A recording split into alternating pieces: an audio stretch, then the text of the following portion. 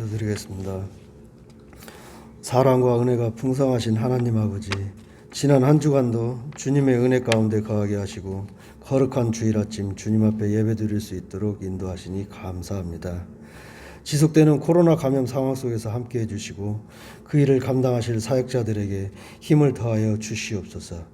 예배를 시작으로 여호와께 영광과 믿음, 사랑과 축복을 허락하여 주셔서 사랑이 가득한 교회, 믿음이 가득한 교회와 성도가 되도록 주님께서 함께하여 주시옵소서. 하나님 아버지, 저희들은 부족하여 죄악 속에 살 때가 많습니다. 불쌍히 여겨주시고 아직 고백하지 못한 죄악이 있으면 주님의 보혈로 씻어 주시옵소서. 저희 교회를 위해 기도합니다. 그리스도가 희망이며 꿈이 있는 다음 세대를 실현할 수 있도록 이끌어 주시고 목사님과 크고 작은 사역을 맡고 계신 성도님들이 하나 되어 가정과 지역사회에 도움이 될 수 있도록 주님께서 함께하여 주시옵소서.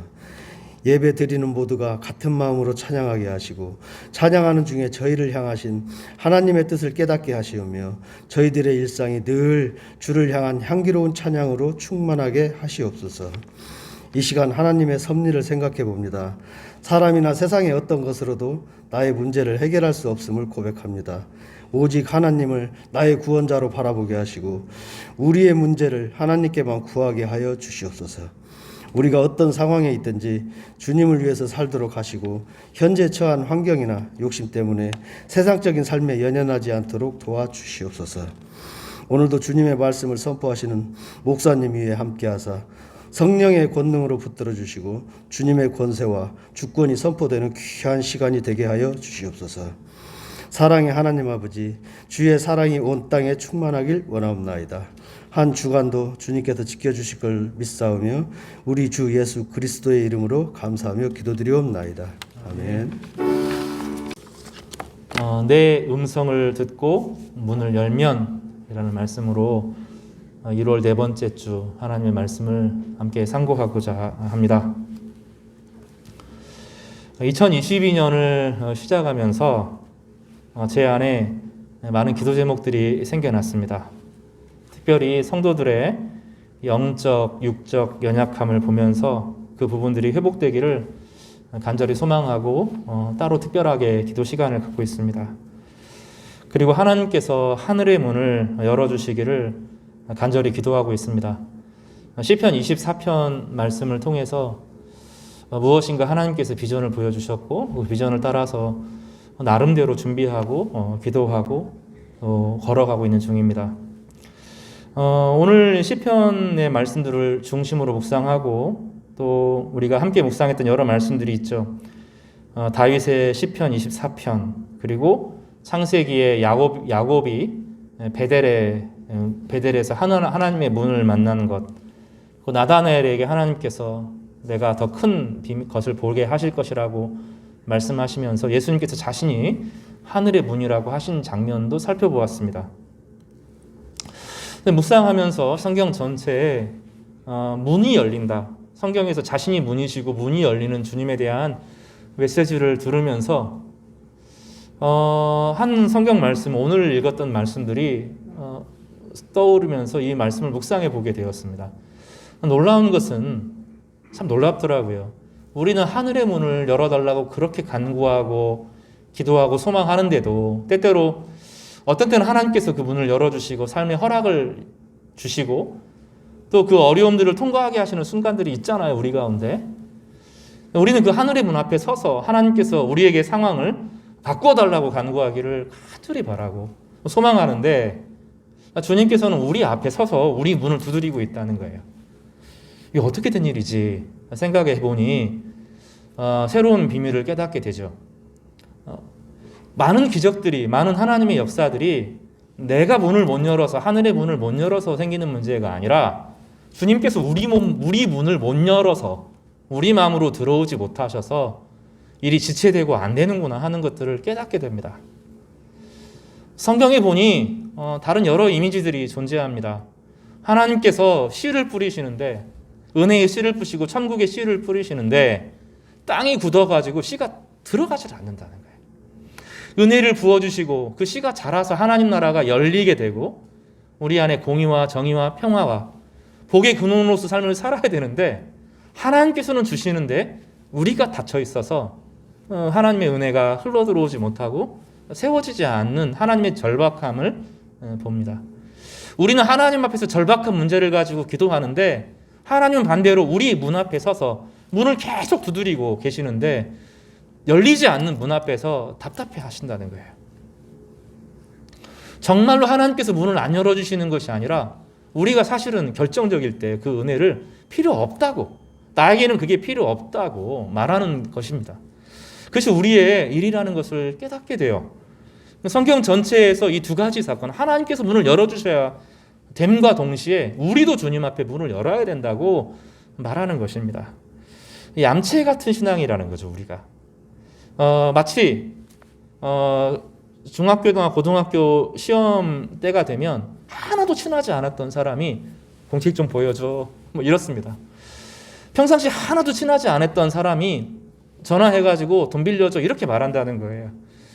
실제로 관계라는 것은 상호 내주죠. 서로가 서로에게 문을 열어주는 관계여야 되는데 우리는 주님 앞에서 세상의 문이 열리기를 그토록 갈구하면서 정작 나는 주님 앞에 한 번도 문을 열어보지 않는 그런 성도들의 모습을 주님께서 안타까워 하신다는 것을 알게 되었습니다. 우리가 말씀을 나누면서 케노시스와 페리코레시스에 대해서 살펴보았습니다. 케노시스는 예수님께서 자기를 비우다가 케노시스인데 종의 형체를 가져 이게 케노시스인데 그 결과로 상호 내주가 일어나는 것입니다. 주님이 우리 안에 거하고 우리도 주님 안에 들어와 있어서 영원한 안식과 쉼을 누리는 것이죠. 오늘 예배를 시작하면서 히브리서 말씀을 묵상했는데 이런 얘기입니다. 거룩하게 하시는 이 예수님이시죠. 거룩함을 당한 사람, 우리를 말합니다. 이 거룩하게 하시는 이와 거룩하게 여기게 되는, 거룩해지는 사람들이 한 근원, 성부 하나님에게서 나오기 때문에 하나님께서 예수님과 우리를 형제로 엮으시고 예수님이 우리를 형제로 여기시는데 주저함이 없다라고 히브리서에서 말한다는 거예요.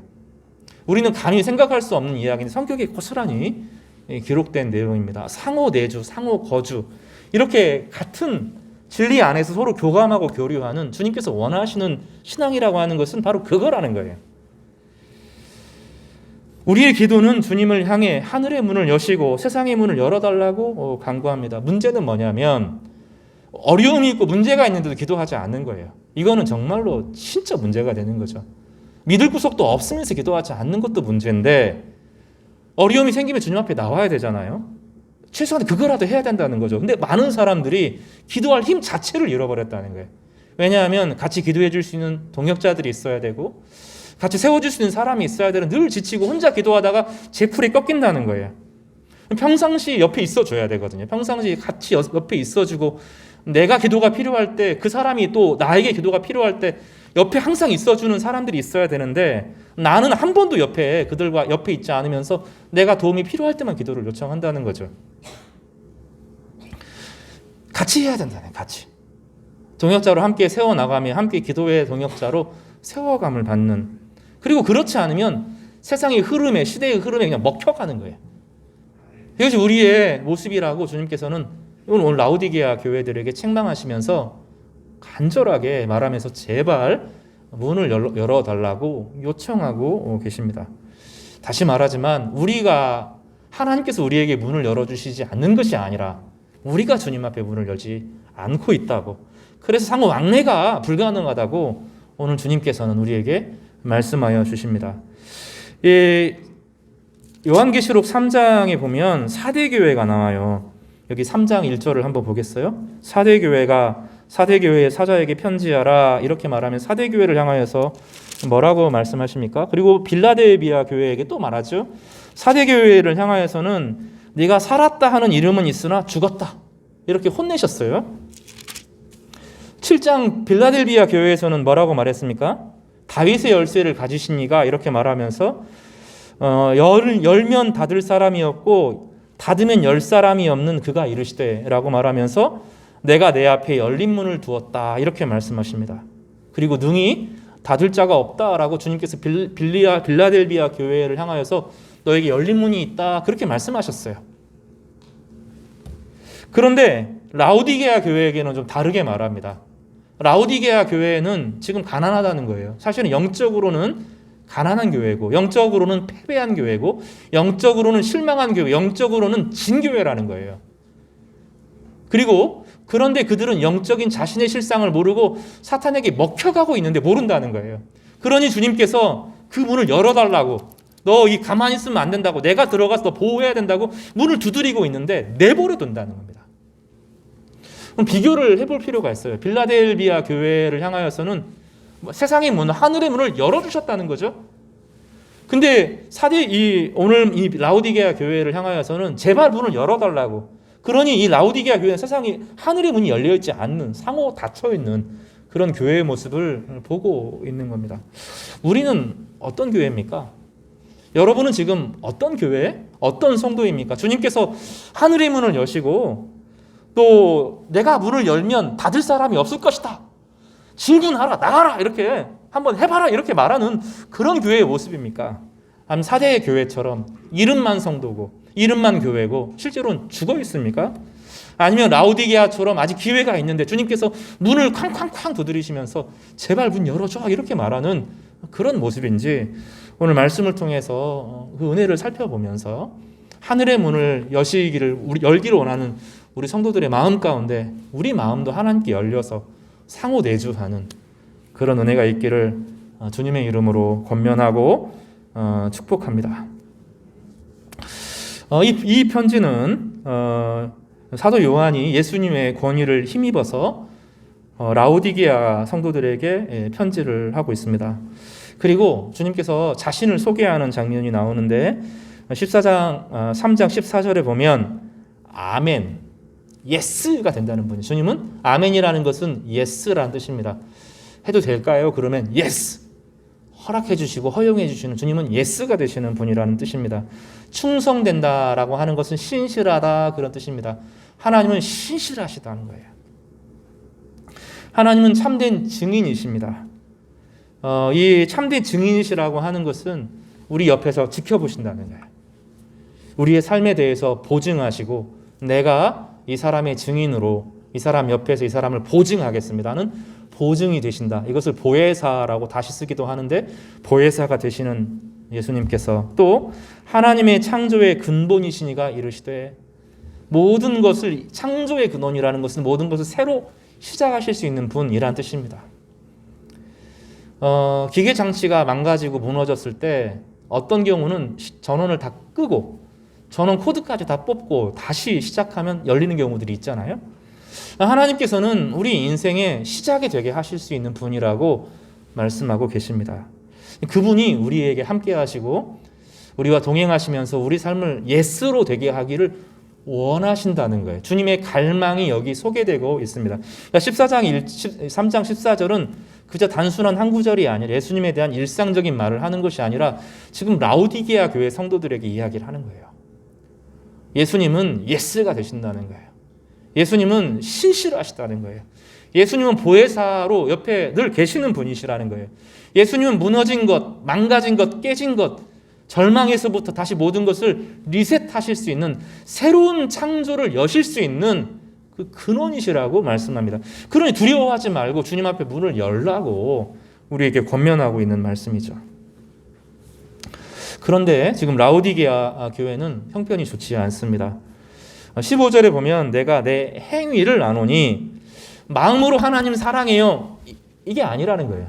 마음으로 하나님 사랑하면 드러나야 되는데 내가 내 행위를 안다 하는 것은 마음에서부터 드러나지 않는다는 겁니다. 마음에 없다는 거예요. 하나님을 사랑하는 것이 없다는 거예요.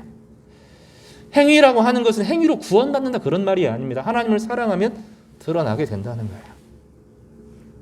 음식을 오랫동안 제대로 안 먹고 함부로 먹으면 드러나게 됩니다. 피부가 상할 정도가 되면 많이 안 좋은 거예요. 빨리 병원에 가서 면역을 회복해야 되는데 음식부터 바꿔야 되고 잠을 늘려야 되고 운동을 하는 시간들을 몇 개월, 6개월 이상 해야 돌아옵니다. 이 마음, 먹는 것이 몸에 드러나는 것처럼 행위가 드러난다, 행위에 아무것도 없다 하는 것은 그 속에 하나님을 사랑하는 것이 없는 거예요. 다시 말하면 하나님의 은혜를 누리지 못하고 있는 비극적인 상황에 대해서 말씀합니다. 그러니 어떤 문제가 생깁니까? 내가 차지도 아니하고 뜨겁지도 않다. 이렇게 말합니다. 먼저 뜨겁다라는 것에서부터 설명을 좀 하겠습니다. 배경을 살펴보면 이 라오디게아 교회는 이 빌립보 지역과 되게 가까운 교회였어요. 그래서 라오디게아 교회는 사실 빌립보 교회에게도 하시는 말씀입니다. 빌립보 교회를 향하여서 사도 바울이 멋진 편지를 썼잖아요. 근데 그 이후로 시간이 한 30년 지나고 나서 이 빌립보 교회, 라오디게아 교회의 신앙이 완전히 무너진 겁니다. 이 라오디게아 교회는 이 두 히에로폴리스하고 다른 도시가 같이 만나는 그 분기점에 있어요. 중요한 도시들 분기점이 있는데 강으로 유명합니다. 춘천 같은 그런 곳이에요. 이 라오디게아가. 그래서 강들이 많습니다. 강들이 많은데 독특한 지형을 가져요. 히에로폴리스에서부터 흐르는 물은 뜨거운 온천물이 흘러 들어갑니다. 석회가 들어있는 뜨거운 온천물이 있는데 몸에 좋기로 유명한 곳입니다. 지금은 이제 터키의 파무칼레 지역에서 바로 옆에 있는 그 도시죠. 그래서 아주 뜨거운 물이 칼칼칼 쏟아 나오면서 히에로폴리스는 그 온천으로 유명한 지역입니다. 또 라쿠스 계곡에서 흘러오는 차가운 물이 그 라오디게아 교회 가기 전에 딱 만납니다. 이 라쿠스 계곡에서 오는 물은 차갑고 석회가 들어있지 않은 아주 깨끗한 물입니다. 그래서 사람들이 그 로마 사람들이 거기에서 물을 길어서 먹을 정도로 아주 좋은 물입니다.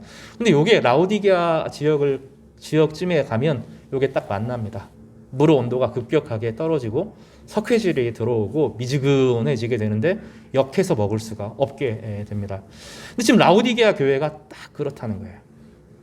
뜨겁지도 않고 차갑지도 않으니 어디에 쓸 수가 없는 그런 모습이라는 거죠. 뜨겁다, 차갑다는 우리에게 두 가지로 적용이 될 수 있습니다. 뜨겁다 하는 것은 최소한 성도가 뜨거워야 되는데 그 마음속에 불이 있어야 되는데 여러분 그 불이 있습니까? 이 무슨 불입니까? 최소한 하나님께서 우리를 사랑하시고 내가 심각한 죄인인데 주님께서 십자가를 통해서 자기를 구속하셨다. 이것이 우리 가운데 부어지면서 열정을 만들고 하나님의 은혜에 찬양하고 하나님의 은혜로 나아가는 그 뜨거움을 말하는 겁니다. 여러분 나중에 한번 좀 찾아서 보시길 바랍니다. 이제 BTS라는 우리나라 그룹이 있습니다. BTS 외국 우리나라 사람들은 그런 반응을 안 하는데 이제 외국 사람들, 외국 어머니나 아버지들이 자기 아이들에게 BTS 티켓을 줍니다. 거기 가려고 하면 비행기를 타고 가야 되고 호텔을 막 묵어야 되고 티켓 하나가 몇십만 원씩 되는데 그거를 줍니다. 애들이 자지러집니다. 울고 불고 난리가 나고 그동안 묵혔던 3년 4년 싸웠던 그거 막 싹 없어지고 아빠하고 달려듭니다. 막 눈물 흘리고 펑펑펑 웁니다. 그 그룹 하나를 보면서 즐거운 거죠. 내가 거기에 참여하고 콘서트에 참여하고 그 열기에 휩싸이고 내가 좋아하는 그 오빠야들 막 춤추고 그 안에서 막 흥겨우는 것이 너무너무 좋은 거죠. 근데 우리가 구원을 받은 것은 도대체 어떤 일이 벌어진 겁니까? 영원한 형벌과 저주, 하나님 없는 영원한 외로움 속에서 완전히 버려진 겁니다. 세상 사람들이 모르는 것이 그것입니다. 하나님 없다는 것이 어떤 비극인지 세상 사람들은 감히 생각할 수 없습니다. 세상의 모든 선한 것은 다 하나님으로부터 나옵니다. 가족 간의 사랑도, 친구 간의 우정도, 미래에 대한 소망도, 과거에 대한 추억도, 모든 아름다움, 진, 선, 미, 모든 아름다운 것들은 다 하나님에게서부터 속하는 것입니다. 나중에 이 모든 것으로부터 박탈당하게 될 겁니다. 죄의 권세 안에 완전히 사로잡혀서 물질화되어지고 영적인 것은 하나도 없고 미움과 저주에 처박히게 되는 것입니다. 여러분 나중에 지옥에 대한 이야기를 제가 몇 번 했는데 지옥에도 사람들이 삽니다. 다시 말하지만 아무도 여러분을 좋아하지 않을 겁니다. 지옥에 가면 모든 사람이 여러분을 증오하고 미워할 겁니다. 왜냐하면 하나님의 사랑이 없기 때문입니다. 여러분은 철저하게 고립될 것입니다. 이 땅에 살아가는 소외하고는 비교할 수 없을 겁니다. 철저하게 고립될 것입니다. 미래에 대한 소망이 없을 겁니다. 삶의 온기는 하나도 없을 겁니다. 철저하게 외롭고 철저하게 버려지고 왜냐하면 모든 선한 것은 다 하나님에게서 나오기 때문입니다. 하나님이 없는 곳에 처해지게 되는 그것이 지옥입니다.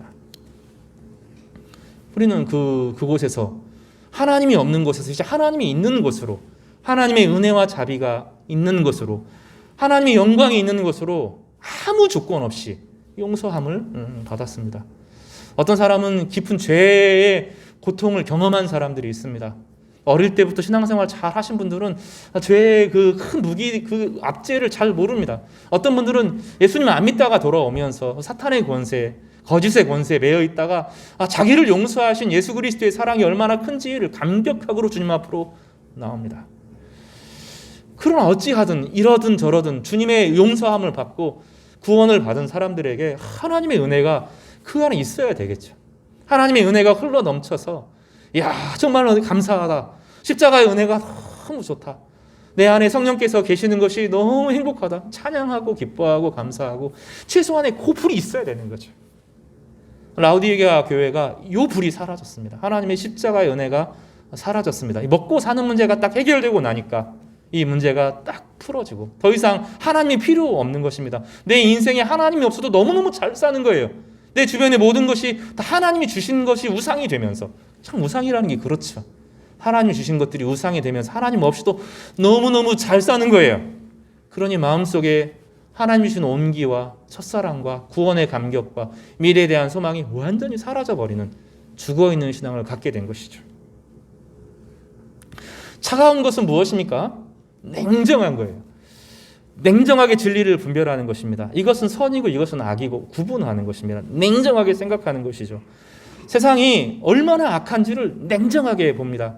그래서 하나님의 사람들 중에 예레미야와 같은 선지자들은 세상이 저주받을 것을 알았어요. 무너지고 깨져야 될 것을 알았습니다.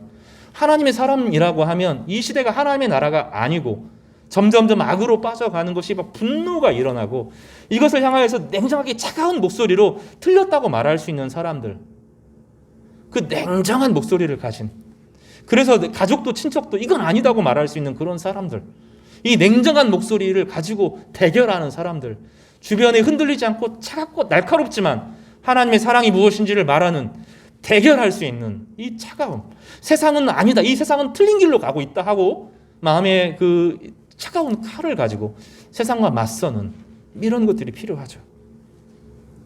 한때 교회는 그랬습니다.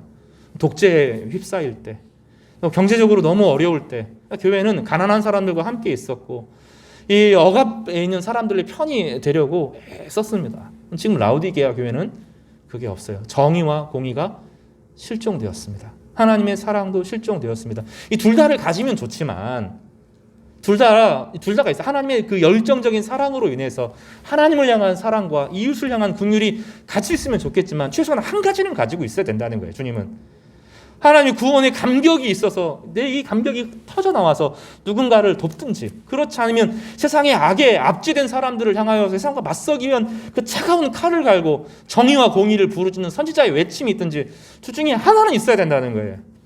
지금 성도들은 그런 게, 라우디게아 교회는 그런 게 없다는 겁니다. 이유가 무엇인지를 설명합니다. 내가 말하기를 나는 부자라 부요하고 부족한 것이 없다 하나. 교회가 왜 이렇게 되었습니까? 라우디게아 교회가 왜 이렇게 됐습니까? 이 라우디게아 교회, 이 라우디아 지역이 잘 살았기 때문입니다. 점점점 잘 살았습니다. 점점점 좋아졌습니다. 삶이 점점점 윤택해졌습니다. 그러고 나니 더 이상 필요가 없어요. 병이 낫고 경제적인 문제가 해결이 되고 자녀가 결혼을 하고 학교를 가고 이제는 문제가 해결이 되고 나니 와, 잘 됐다. 나에게 더 이상 해결할 문제가 하나도 없다. 이렇게 말하는 것입니다. 이 지역이 안약으로 유명했고요. 이 이제 눈병이 많아서 이 안약이 아주 유명했고 양털 염료가 이제 염색하는 기술이 탁월했고 또 양털을 팔아서 부자가 되는 지역이었습니다. 교회도 함께 부자가 되었고 로마가 이 라우디게아를 용인하면서 라우디게아가 그 교역이 활발하고 장애가 없게 되면서 어려움이 탁 해결이 된 거예요. 그러니 이 사람들이 기도할 필요가 없었어요. 기도 없어도 문제가 다 해결이 돼요. 문제가 없어요. 그러니 기도도 없어지고 어느 순간 기도가 없고 성도들이 별로 소중하지도 않고 이 경쟁 구조, 자본주의처럼 경쟁 구도가 되어지면서 욕심에 사로잡히게 되었습니다. 이들은 부자였어요. 그러니 하나님을 향하는 가난한 마음이 상실되고 하나님이 필요치 않게 되었습니다. 입으로는 하나님 사랑한다라고 말하지만 사실 마음에는 하나님이 없는 거죠. 가난한 마음이 사라진 것입니다. 주님께서는 이들을 향해서 이렇게 말합니다. 내가 곤고한 것과 가련한 것과 가난한 것과 눈먼 것과 벌거벗은 것을 알지 못하는도다. 영적으로는 부도가 났다는 거예요. 사업에 실패할 수 있잖아요.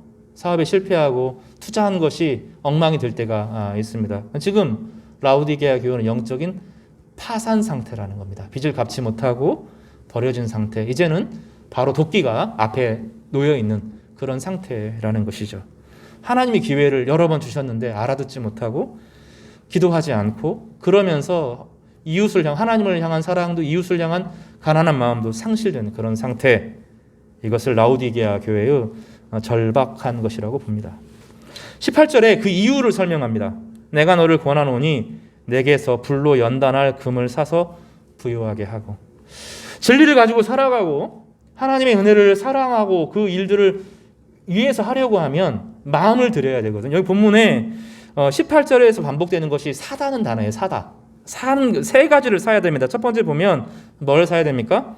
불로 연단한 금을 사야 되고요. 두 번째로는 흰 옷을 사야 되고요. 세 번째로는 안약을 사야 됩니다. 이거는 대가를 치러야 되는 거예요. 산다는 것은 공짜가 아니라 사야 된다는 거예요. 대가를 치러야 된다는 것입니다. 뭐냐면 첫 번째로는 불로 연단할 금이에요. 고난을 말합니다. 믿음으로 살기 때문에 당하는 고난을 말합니다. 성도들이 자신의 삶에서 믿음 때문에 당하는 어려움이 있어야 된다는 거예요. 세상 사람들과 똑같아요. 전혀 다를 게 없어요. 왜냐하면 내가 감당해야 될 몫이 있거든요. 그리스도인으로서 고난이 있거든요.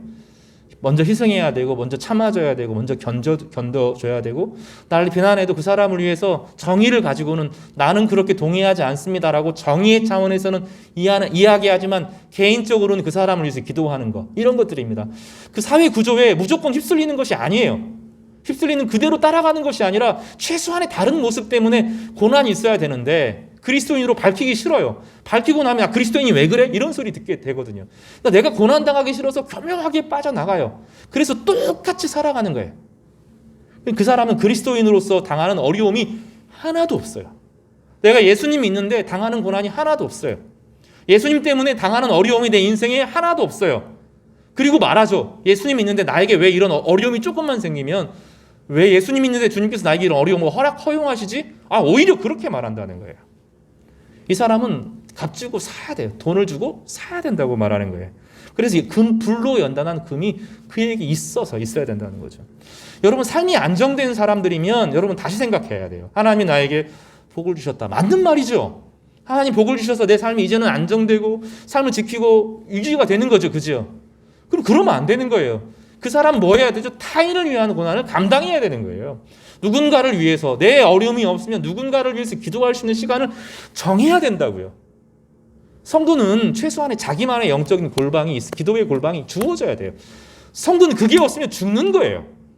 그리고 자신의 영적인 골방을 지키는 사람은 하나님께서 그에게 예기치 못한 호의를 베풀어 주세요. 여러분 그거 알게 될 겁니다.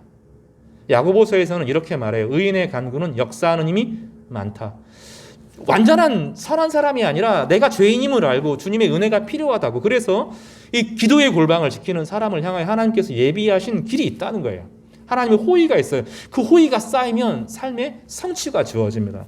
그리고 그 호의로 인해서 하나님께서 나의 삶의 틀을 갖추게 하셨으면 그는 사야 돼요. 자신의 시간을 다른 사람을 위해 써야 되고, 다른 사람을 위해서 시간과 물질과 나눔과 몸에 비움이 있어야 되는 거예요.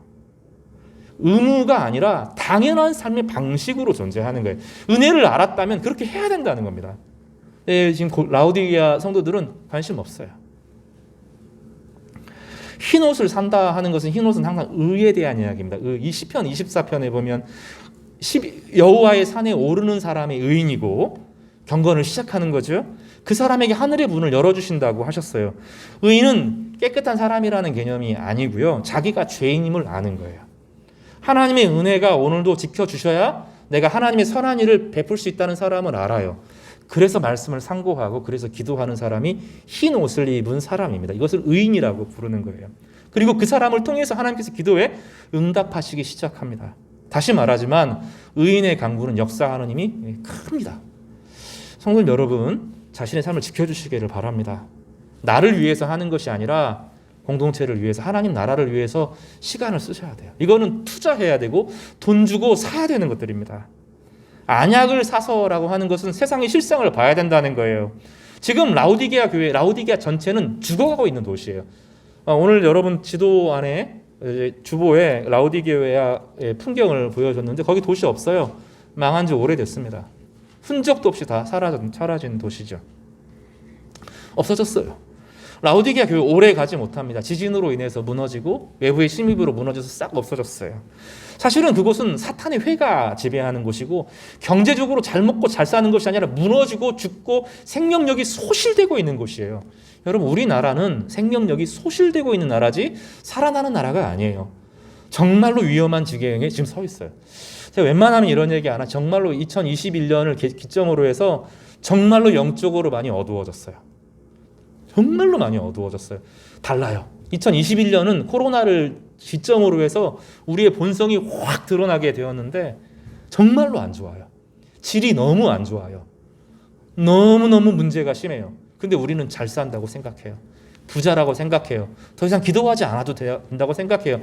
가난한 사람 돌보지 않아도 된다고 생각해요. 통성기도 필요 없다고 생각해요. 하나님께 부르짖는 거 의미 없다고 생각해요. 하나님 말씀 앞에서 무릎 꿇고 기도하고 성경 읽는 거 의미 없다고 생각한 지 오래되었어요. 그런 실상으로 망하기 직전에 처해 있는 백척간두의 위기라는 거죠. 말씀이 아니고서, 말씀의 시각이 아니고서 눈으로 보는 세상에 돌아가는 것을 보면 잘 먹고 잘 살거든요. 3만 불, 4만 불 막 한다고 하거든요. 아니라고요.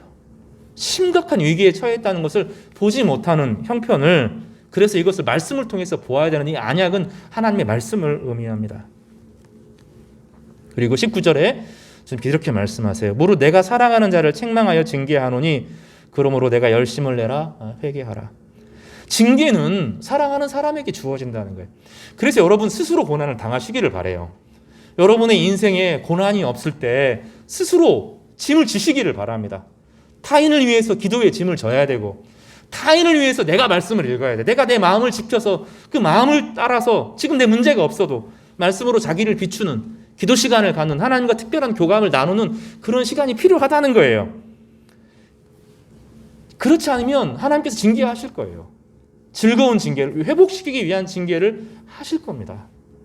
그 전에 움직이셔야 돼요. 그 전에 지금 무릎이 상황이 좋아졌다고, 지금 내 눈에 아무 어려움이 없다고 생각할 때 사실은 내가 위기에 있을 수 있고 영적으로 위기구나 생각하고 그때 기도 시간을 가져야 된다는 거예요.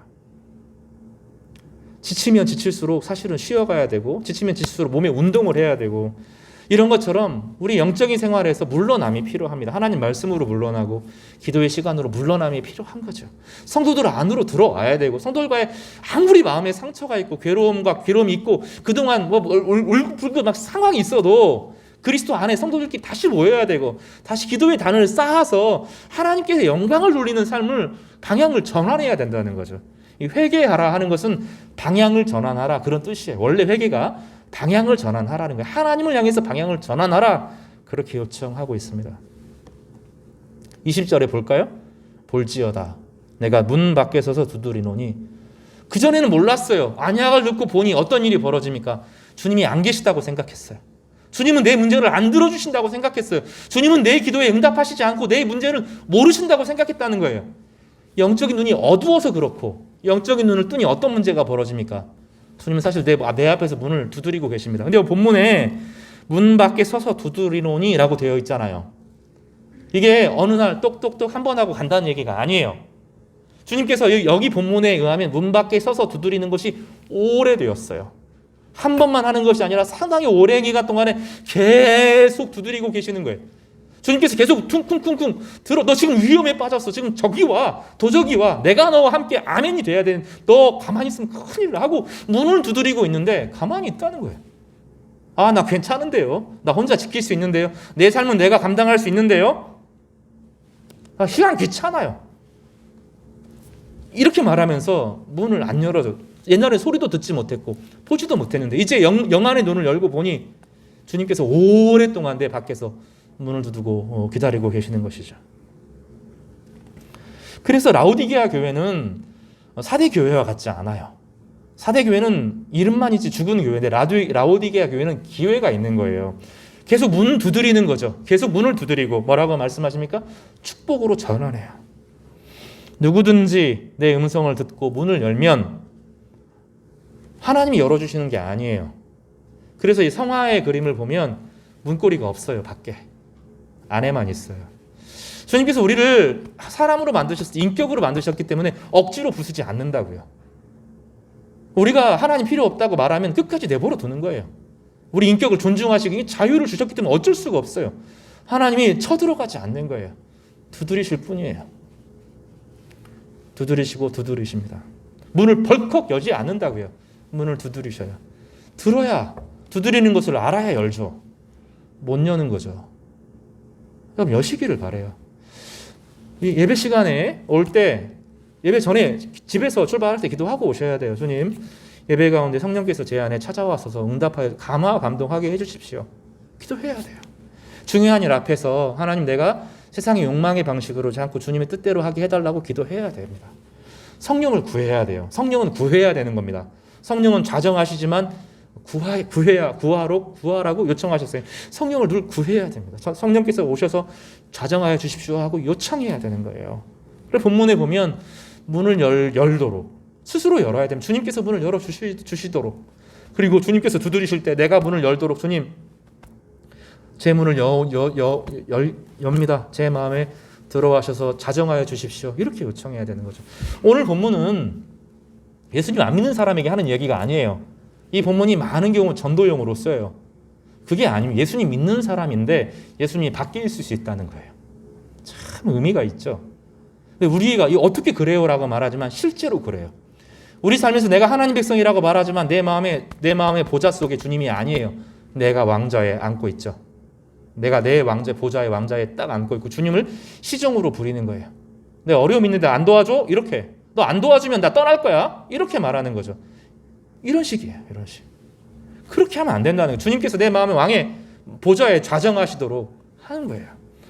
하나님께 영광을 돌린다라는 말이 이 시대에 참 불쾌한 말이에요. 왜 하나님께 영광을 돌려야 되지? 왜 내가 영광을 받으면 안 되지? 왜 하나님은 인간의 인격을 말살하지? 그 거짓말이잖아요. 하나님은 진리시고 선이시고 아름다움이시거든요. 정이시고 평화시고. 그러니까 하나님께 영광을 돌린다는 것은 참된 진리를 추구하고 살아가고 참된 선을 행하고 참된 아름다움을 구하고 자유와 평화와 박의 가치를 가지고 이 세상을 살아가겠다는 의미를 고백하는 거거든요. 여러 번 이야기하지만 태양빛을 비추는데 나는 네 빛 없어도 살아라고 하는 거와 똑같아요. 이 시대는 그런 거짓말을 하고 있다고요. 인간은 하나님 없이 살 수 있는 것처럼 하나님 없이 살면 우리가 자유롭게 될 것처럼 아니잖아요. 하나님을 떠난 한 세대의 시대가 어떻게 되었어요? 싸우고 죽이고 서로 반목하고 해결이 되지 않아요. 인간은 그렇게 자유로운 존재가 아닙니다. 인간은 그렇게 대단한 존재가 아니에요. 하나님의 은혜가 없으면 철저하게 이기적이 되고 좌절하고 절망하고 파괴적이고 다른 사람의 행복을 견디지 못하고 분열하고 이것이 인간의 본성이거든요. 주님의 은혜로 이걸 붙들어 줘야 되는 거예요. 그래서 주님께서 우리 각자에게 올 때야 비로소 평화가 오는 거예요. 주님께서는 선언하시고 우리에게 초청하셔요. 오히려 주님이 초청하시죠. 누구든지 음성을 듣고 문을 열면 내가 그에게로 들어가 그와 더불어 먹고 그는 나와 더불어 먹으리라. 참 이 얼마나 좋은 말이에요. 서로 왕래하고 서로 친구가 되고 서로 하나가 되어지고 가족처럼 묶이게 된다는 거죠. 이건 가족관계를 말하죠. 더불어 먹고 마신다 하는 것은 가족이 된다는 말이거든요. 그래서 영원한 가족과 영원한 친구와 영원한 사랑의 교제가 함께 있는 그런 관계로 우리를 지키시고 보호하시겠다는 것입니다. 그것을 그리고 나서 뭐라고 말해요? 이기는 그에게는 실컷 주님께서 들어오셔서 우리와 함께 사시고서 세상을 아름답게 만들어 가신 이후에는 오히려 네가 이겼다 이렇게 말을 하는 거죠. 우리는 주님께 마음을 열어드렸을 뿐인데 주님이 우리 가운데 자정하시면서 우리로 하여금 복의 근원으로 살아가도록 하시면서 모든 영광을 나는 하나님께 영광을 돌렸을 뿐인데 하나님은 우리에게 모든 영광을 다시 돌려주시면서 예수님의 보좌에 함께 앉게 하겠다고 축복하십니다. 라우디 교회는 아직 가능성이 있는 교회예요. 그 문을 열고 받아들이고 주님 앞에 나아가면 가능성이 있어요. 이기게 하겠다고 승리하게 하겠다고 모든 보좌를 예수님이 누리는 그 부활의 기쁨에 함께 참여하게 하시겠다고 말씀하는 것입니다. 22절에 귀 있는 자는 성령이 교회들에게 하시는 말씀을 들을지어다. 어떤 사람은 듣는데 어떤 사람은 못 듣는다는 거예요. 여러분 주님의 음성을 들으시는 깨달으시는 성도님 되시기를 주님의 이름으로 축복합니다. 말씀 정리하겠습니다. 한 주간 우리는 특세로 모입니다. 내 마음을 기경하라 라는 제목으로 특세로 모입니다. 하나님의 은혜는 넘쳐납니다. 받으려고 하면 누구에게나 주시는 복입니다. 근데 우리 마음이 마치 겨울 땅바닥처럼 딱딱하게 굳어 있어서 씨가 뿌려질 공간이 없습니다. 같이 기경했으면 좋겠어요. 말씀으로 나아가고 기도로 나아가고, 그리고 우리 마음 굳은 마음 밭을 갈아엎어 주시고 그 안에 사랑도 심기어지고 인내도 심기어지고 충성도 심기어지고 자유도 심기어지고 박애도 심기어지고 공의도 심기어져서 우리 삶이 그렇게 아름다워지기를 바랍니다. 또 하늘의 문을 열어달라고만 간구할 것이 아니라 주님 내 마음에 좌정하여 주십시오. 그런 마음으로 다시 기도를 시작할 수 있으면 좋겠습니다. 따라서 해볼까요? 주님 제 안에 오셔서 제 안에 왕이 되어 주십시오. 이것이 우리의 기도입니다. 그럼 늘 그렇게 기도하시면 좋겠어요. 다시 할까요? 주님 내 안에 오셔서 나의 왕이 되어 주십시오. 그러면 주님께서 우리의 삶을 이기게 하실 것입니다. 그런 우리 지혜로운 성도님들, 복음의 능력으로 회복되어지는 그런 귀한 성도님 되시기를 주님의 이름으로 축복합니다.